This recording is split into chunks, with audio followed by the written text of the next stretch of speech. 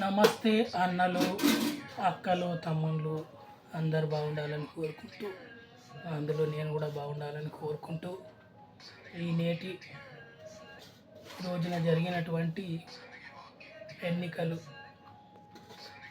ఈ ఎన్నికల్లో కొందరు గెలిచారు, మరి కొందరు ఓడిపోయారు. కాబట్టి ఓడిన వాళ్ళ గురించి ఫస్ట్ మాట్లాడదాం. చాలా కష్టపడి చాలామంది ప్రయత్నించారు, కానీ పోస్ట్ ఒకటే ఉంటుంది కాబట్టి అందులో ఎంతమంది పోటీ చేసినా ఒక్కరే గెలుస్తారు కాబట్టి చాలా కష్టమైన పని. ఓడిన వాళ్ళు బాధపడాల్సిన అవసరం లేదు, మళ్ళీ ఎలక్షన్లలో ప్రయత్నం చేయడానికి అవకాశం ఉంటుంది కాబట్టి బాధపడకండి.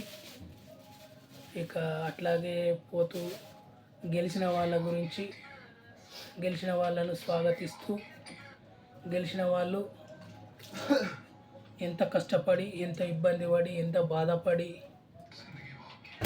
గెలిచారో మన మనసుకు తెలిసి ఉంటుంది. కాబట్టి దాన్ని దృష్టిలో పెట్టుకొని మునుముందు సక్రమంగా పనులు నిర్వర్తించి